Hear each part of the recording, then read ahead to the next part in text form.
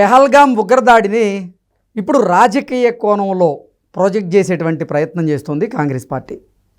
ఆ రకంగా చేస్తున్నటువంటి డ్రైవ్లో భాగంగానే తలలేనటువంటి మోదీ చిత్రపటాన్ని ఇప్పుడు కాంగ్రెస్ పార్టీ డిస్ప్లే చేయడం తీవ్ర దుమారాన్ని రేపుతున్నటువంటి నేపథ్యంలో అసలు ఈ పెహల్గాం ఉగ్రదాడిని కాంగ్రెస్ పార్టీ ఏ రకంగా ప్రొజెక్ట్ చేయాలని ప్రయత్నం చేస్తుంది అనేది మనం పూర్తి స్థాయిలో విశ్లేషణ చేసుకుందాం. ప్రస్తుతం మనతో పాటు ఉన్నారు ప్రముఖ రాజకీయ విశ్లేషకులు, ప్రముఖ సీనియర్ జర్నలిస్ట్ సిఎస్ రావు గారు. సార్తో మాట్లాడదాం.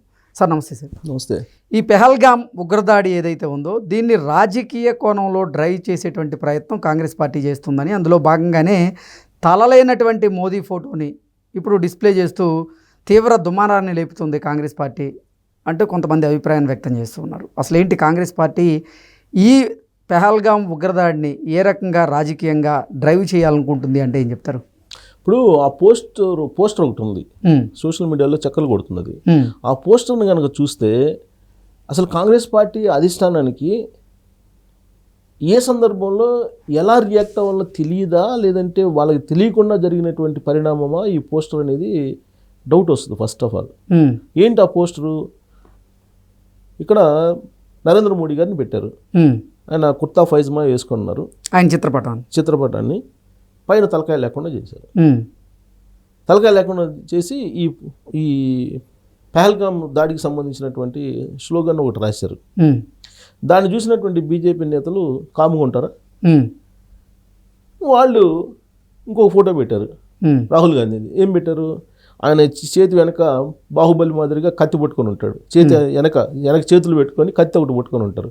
అంటే వేసేయటానికి, అంటే పాకిస్తాన్కి సపోర్ట్ అన్నట్టుగా ఆ ప్రొజెక్ట్ చేస్తూ ఆ క్యాప్షన్ పెడుతూ రాహుల్ గాంధీ చేతిలో కత్తి పెట్టి ఆయన ఫేస్ని కనపడకుండా ఫోటో వెనక వైపు నుంచి చూపిస్తారు. ఇది ఈ ఉగ్రదాడి జరిగిన తర్వాత సార్ అసలు యావత్ భారత జాతి మొత్తం కూడా రగిలిపోతూ ఉంది ఉగ్రవాద సంస్థల మీద, ఆ దాడికి పాల్పడిన ఉగ్రవాదుల మీద, పాకిస్తాన్ మీద. ఈ నేపథ్యంలో అసలు మోదీ గారి చిత్రపటానికి ఆయన ముఖం లేకుండా ఇటువంటి నిరసనలు తెలియజేయడం ద్వారా అసలు కాంగ్రెస్ పార్టీ ఏం చేయాలనుకుంటుంది ప్రజల్లో అంటే ఏం చెప్తారు? ఇప్పుడు ఖచ్చితంగా ఇప్పుడు ఏంటంటే కాంగ్రెస్ పార్టీ ఏమంటుంది? ఇప్పుడు అఖిలపక్ష సమావేశం పెట్టారు. పెట్టిన తర్వాత ఏమంటుంది? ఆ అఖిలపక్ష సమావేశానికి ఎందుకు నాయకత్వం వహించలేదు నరేంద్ర మోడీ గారు అనేది ఒక ప్రశ్న. ఎవరు? ఖర్గే గారు. ఆ రోజున దానికి నాయకత్వం వహించింది ఎవరు? రక్షణ శాఖ మంత్రి రాజ్నాథ్ సింగ్ గారు అఖిలపక్ష సమావేశానికి నాయకత్వం వహించారు. మోడీ గారు ఎందుకు రాలేదు అనేది ఒక ప్రశ్న.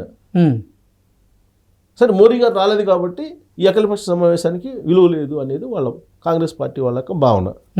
ఇప్పుడు మోడీ గారు ప్రధానమంత్రి, రక్షణ శాఖ మంత్రి రాజ్నాథ్ సింగ్ గారు ఉన్నారు కదా. ఇప్పుడున్నటువంటి పరిస్థితులు ఏంటి?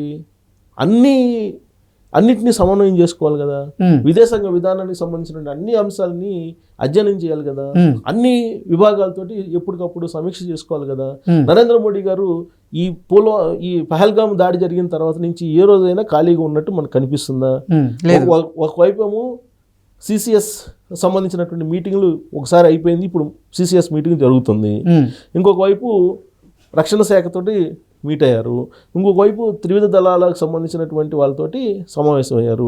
ఇంకొక వైపు జాతీయ భద్రతా సలహాదారుగా ఉన్నట్టు అజిత్ దోవల్ తోటి ఎప్పటికప్పుడు సమావేశం అవుతూ ఉన్నారు. ఇవన్నీ వదిలిపెట్టేసి అఖిలపక్ష సమావేశంలో కూర్చోమంటారా వీళ్ళు?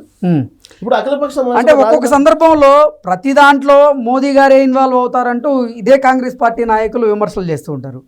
ఇప్పుడు నిజంగా రక్షణ శాఖ మంత్రి ఆ అఖిలపక్ష సమావేశానికి రావడం వీళ్ళకి నచ్చడం లేదా? ఇప్పుడు అది ఏదో ఒక పాయింట్ని తీసుకొని పొలిటికల్గా ఎలివేట్ కావాలి. ఇప్పుడేంటి? ఇప్పుడు వాళ్ళు ఏమంటారు? దీన్ని నిఘా వైఫల్యం అంటారు. ఇది నిఘా వైఫల్యం అంటే భద్రతా వైఫల్యం జరిగిందంటారు. ఇప్పుడు పాకిస్తాన్లో ఉండేటువంటి కొంతమంది ఏదైతే మాట్లాడుతున్నారో అదే యాంగిల్లో కాంగ్రెస్ పార్టీ వాళ్ళు మాట్లాడుతున్నారు. వాళ్ళు ఏమంటున్నారు? కొంతమంది ఇప్పుడు భారత సైన్యానికి చేతకాలేదు ఆపటం, దాడి చేసామని చెప్పి వాళ్ళు చెబుతుంటే వీళ్ళు ఇదే చెబుతున్నారు. అంటే ఉగ్రదాడులను నిలవరించడంలో భారత భద్రతా సైన్యం నిఘా విభాగం ఫెయిల్ అయిపోయింది. మరి ఎందుకు అక్కడ మీకు బైసన్సన్ దాంట్లో మీరు ఎందుకు నిఘా పెట్టలేకపోయారు? సంఘటన జరిగిన తర్వాత కూడా మీరు వెంటనే ఎందుకు వెళ్ళలేకపోయారు అనేది లాజిక్ పాయింట్ తీస్తూ ఉంది కాంగ్రెస్ పార్టీ. గతంలో కూడా సర్జికల్ స్ట్రైక్ జరిగినప్పుడు మేము నమ్మమన్నారు. సర్జికల్ స్ట్రైక్ మేము నమ్మం, మీరు ఫోటోలు ఆడియో చూపించండి, వీడియో చూపించండి, అప్పుడే మేము నమ్ముతాం, ఇదంతా పొలిటికల్ గేమ్, మీరు సర్జికల్ స్ట్రైక్ చేయలేదని చెప్పేసి అన్నారు. పార్లమెంట్లో గందరగోళంగా దాని మీద ప్రతివాదనలు జరిగాయి కదా అప్పట్లో. సర్జికల్ స్ట్రైక్ దాని మీద. అసలు అప్పుడు కూడా పుల్వామాలో జరిగినటువంటి దాడి ఏదైతే ఉందో అది కూడా కేంద్ర ప్రభుత్వానికి చేతకానితనం అని చెప్పి అప్పుడు కూడా విమర్శించారు. ఆ తర్వాత సర్జికల్ స్ట్రైక్ చేస్తే సర్జికల్ స్ట్రైక్ అదంతా బోగస్ చేయలేదన్నారు. ఇంకోవైపు చైనా దూసుకొస్తుంది, చైనా భారత భూభాగాన్ని ఆక్రమించేసింది, 56 రంగుల నరేంద్ర మోడీ గారు ఛాతీ ఏమైపోయిందని చెప్పి రాహుల్ గాంధీ గారు అనేక సందర్భాల్లో ప్రస్తావించారు. ఇప్పుడు వీళ్ళేంటి బీజేపీ వాళ్ళు ఏమంటున్నారు, ఇతనంతా పాకిస్తాన్కి సపోర్ట్ చేస్తున్నారు, వీళ్ళు పాకిస్తాన్కి సంబంధించినటువంటి వాళ్ళు వీళ్ళంతా చైనాకి సపోర్ట్ చేస్తున్నారు, చైనా ఫండ్స్ కాంగ్రెస్ పార్టీకి వస్తున్నాయి, ఇలాంటి కామెంట్స్. అంటే మరి పాకిస్తాన్ చేసేటువంటి కామెంట్సే ఇప్పుడు కాంగ్రెస్ పార్టీ చేస్తూ ఉంటే, రాహుల్ గాంధీ గారు చేస్తూ ఉంటే మరి దాన్ని ఎలా చూడాలి? ఇప్పుడు డిమాండ్ ఏంటి? ఇప్పుడు పార్లమెంట్ అత్యవసర సమావేశం పెట్టండి, పార్లమెంట్ అత్యవసర సమావేశం పెట్టి ఈ పెహల్గాం దాని మీద చర్చిద్దాం రండి అని అంటారు. ఇప్పుడు చర్చించేటువంటి సమయం ఇది. ఒకవైపు సరిహద్దుల్లో ఉండేటువంటి సిచ్యువేషన్ ఎలా ఉంది, ఇది మామూలు వాళ్ళకి కూడా అర్థమవుతుంది కదా.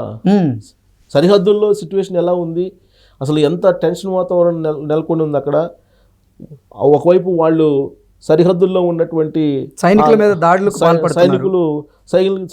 దాడులకు పాల్పడుతున్నారు, కాల్పుల విరమణ ఒప్పందాన్ని ధిక్కరిస్తున్నారు వాళ్ళు.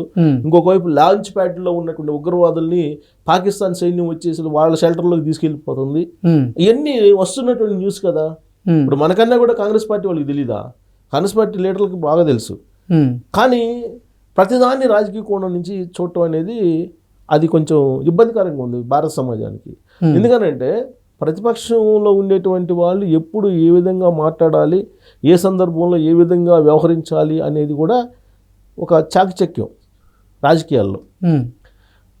ఇప్పుడు రాహుల్ గాంధీ గారు ఏంటి, ఇప్పుడు రాహుల్ గాంధీ గారు ఏమంటారు, ఇప్పుడు మీరేం మాట్లాడద్దు దీని గురించి అని అంటారు. లీడర్లు ఏమో మాట్లాడుతుంటారు తలా ఒక రకంగా, పాకిస్తాన్కి పరోక్షంగా మద్దతు ఇస్తూ వ్యాఖ్యలు చేస్తూ ఉంటారు. మరి ఆ పార్టీ స్టాండ్ ఏంటి అసలు? ఇప్పుడు సిద్ధరామయ్య గారు ఏమన్నారు, కర్ణాటక సీఎం యుద్ధం అవసరం లేదు అన్నాడు. ఇప్పుడు యుద్ధం అవసరం ఏంటి అని అన్నాడు. యుద్ధం చేస్తే నష్టపోతాం అన్నాడు సిద్ధరామయ్య గారు. అవునా? అంటే కాంగ్రెస్లోనే భిన్నాభిప్రాయాలు వ్యక్తం చేస్తున్నారు. సో దాంతో సరే సీరియస్ అయ్యాడు రాహుల్ గాంధీ గారు, మీరెవరు మాట్లాడొద్దు దీని గురించి అన్నారు, బాగానే ఉంది. ఇప్పుడు మళ్ళీ పార్లమెంట్ సమావేశాలు పెట్టి ఇప్పుడు ఏం చర్చిస్తారు? ఇప్పుడు నిఘా వైఫల్యం చెందింది అని చెప్పి వాదిస్తారు, అంతే కదా. ఇప్పుడు కాంగ్రెస్ పార్టీ వాళ్ళు పార్లమెంట్లో మాట్లాడేది ఏముంటుంది, నిఘా వైఫల్యం చెందింది, నిఘా వైఫల్యం కారణంగానే ఇది జరిగింది అని చెప్పి పోస్ట్ మార్టం చేస్తారు దాన్ని. ఇప్పుడు పోస్ట్ మార్టం చేసే టైం కాదు కదా. ఈ టైం ఏంటి, ప్రత్యర్థిని ఇమీడియట్గా తుదముట్టించాలి. ఏ విధంగా తుదముట్టించాలి అని చెప్పి 24 గంటలు దాని మీద కాన్సన్ట్రేషన్ చేసి ప్రధానమంత్రి నరేంద్ర మోడీ గారు రకరకాల ప్రయత్నాలు ఆయన చేస్తూ ఉంటే వీళ్ళు పార్లమెంట్ సమావేశాలు పెట్టండి అంటారు. అంటే ఉగ్రవాదాన్ని రూపుమాపడం ఈ పార్టీకి నచ్చడం లేదంటారా? ఇప్పుడు ఆ పోస్టర్ని చూస్తే అట్నే అవుతుంది. పోస్టర్ మరి తలకాయ లేనటువంటి నరేంద్ర మోడీ గారు అని చెప్పి ఆయన వాళ్ళు పెట్టారు కదా, తలకాయ లేదని. తలకాయ లేని కారణంగానే ఈ జరిగిందనే కదా వాళ్ళ భావన, ఆ పోస్టర్లో ఉండేటువంటి భావన అదే కదా. వాళ్ళు సోషల్ మీడియాలో తిప్పుతున్న పోస్టర్ అదే కదా, ఆ పోస్టర్ భావన అదే. తలకాయ లేనటువంటి ప్రధానమంత్రి ఇతను, తలకాయ లేదు కాబట్టి ఇది జరిగింది, తలకాయ ఉంటే ఇది జరగదని కదా వాళ్ళు చెప్పదలుచుకుంది. ఓకే, పాకిస్తాన్ వాళ్ళు కూడా అదే అంటున్నారు కదా, పాకిస్తాన్ వాళ్ళు అదే అంటున్నారు, వీళ్ళు కూడా పరోక్షంగా కొంచెం ఇంచుమించుగా అదే అంటున్నారు. సో కాబట్టి ఇప్పుడు కాంగ్రెస్ పార్టీ కొన్ని విషయాల్లో ఎందుకు స్టాండ్, ఇప్పుడు 370 అనేది కీలకం. ఈ ఉగ్రదాడి జరిగింది కూడా 370కే కదా. అవును, 370 నిరసిస్తున్నాయి కదా. ఆర్టికల్ 370 రద్దు చేసిన తర్వాత దాన్ని జీర్ణించుకోలేకే కదా. రాహుల్ గాంధీ గారు ఏమంటారు, నేను మళ్ళీ 370ని పునరుద్ధరిస్తాను అని అంటాడు, పునరుద్ధరణ చేస్తాను అంటాడు. ఏంటది, ఏమనుకోవాలి? దేశవ్యాప్తంగా రిజర్వేషన్లు 50% దాటకూడదని చెప్పి గగ్గోలు పెడుతుంటే అందరూ, నేను అసలు లిమిటేషన్ ఎత్తేస్తాను రిజర్వేషన్ అంటాడు ఆయన. ఇప్పుడు అక్కడ జరిగినటువంటి సంఘటనల మీద ఈయన కాశ్మీర్ వెళ్ళారు. కాశ్మీర్ వెళ్ళి అక్కడ ఉండేటువంటి ముఖ్యమంత్రితో కూడా మాట్లాడినట్టున్నారు. కాశ్మీర్ వెళ్ళి వచ్చిన తర్వాత అక్కడ పరిస్థితి తెలుసు కదా, ఆ పరిస్థితి తెలిసి కూడా పార్లమెంట్ సమావేశాలు పెట్టమని ఎట్టంటారు? ఇదంతా ఒక ఎత్తు అయితే సోషల్ మీడియాలో ఇట్లాంటి పోస్టులు పెట్టి ఏం సాధిద్దాం అనుకుంటున్నారు, ఏం చేయాలని వాళ్ళ ఉద్దేశం ఏంటి అసలు? ఇప్పుడు పోస్టులు పెట్టారు, సోషల్ మీడియాలో పోస్టులు పెట్టి నరేంద్ర మోడీ గారిని రకరకాలుగా వాళ్ళు విమర్శిస్తున్నారు. దాన్ని మళ్ళీ ఎవరు రీట్వీట్ చేసేది తెలుసా? పాకిస్తాన్ మంత్రి రీట్వీట్ చేశాడు దాన్ని. కాంగ్రెస్ వాళ్ళు పెట్టినటువంటి తలకాయ లేనటువంటి నరేంద్ర మోడీ గారి పోస్టరు రీట్వీట్ చేసింది ఎవరంటే పాకిస్తాన్కి సంబంధించినటువంటి మంత్రి. దీన్ని ఎలా చూడాలి అసలు? అదే చెప్పేది. ఇప్పుడు ఇది పెద్ద గందరగోళం లేస్తుంది. ఇప్పుడు ఈ యుద్ధం పరిస్థితుల్లో బహుశా నేను అనుకోవటం నరేంద్ర మోడీ గారు లేదంటే కేంద్రంలో ఉండే మంత్రులు పెద్దగా సీరియస్గా తీసుకోకపోయి ఉండొచ్చు దీని గురించి. బట్ బీజేపీ వాళ్ళు కింద ఉండే లీడర్స్ ఉంటారు కదా, వాళ్ళైతే సీరియస్గా తీసుకున్నారు. అంటే దీని ప్రకారంగా చూస్తే అసలు నిజంగా ఇండియా పాకిస్తాన్కి యుద్ధమే అనివార్యమైతే మన భారతదేశంలో ఉండే ఈ కాంగ్రెస్ పార్టీ పాకిస్తాన్కి సపోర్ట్ చేస్తుందా అన్నట్లుగా కూడా ఎంతోమంది అభిప్రాయాన్ని వ్యక్తం చేస్తారు. అప్పుడు అంతే కదా, ఇప్పుడు రాజకీయాలు చేయొచ్చు, ఎప్పుడు చేయాలి ఎప్పుడు చేయకూడదు అనే ఒక ఆలోచన అయితే ఉండాలిగా. ఆలోచన మిస్ అయింది కాంగ్రెస్ పార్టీలో అనిపిస్తుంది ఈ పోస్టర్ను చూస్తే నాకు. ఓకే, ఇప్పుడు ఆ పోస్టర్ను చూస్తే వీళ్ళేమో ఆయనేమో రీట్వీట్ చేస్తాడు పాకిస్తాన్ మంత్రి, వీళ్ళేమో పోస్టర్లు పెడతారు. ఇవన్నీ చూసినప్పుడు పాకిస్తాన్ తోటి లింకులు ఉన్నాయని చెప్పి బీజేపీ వాళ్ళు ఏదైతే అంటున్నారో కాంగ్రెస్ వాళ్ళ మీద, అవి నమ్మశక్యంగా ఉన్నాయిగా. ఓకే, ఇది ఆ పార్టీ కూడా మంచిది కాదు. ప్రతిపక్షం ఇప్పుడు బలంగా ఉండాలి, డౌటే లేదు. అవును, కానీ ఇలాంటివి అసందర్భంగా అనాలోచితంగా చేస్తే కనుక ఇలా బూమరాంగ్ అవుతుంది.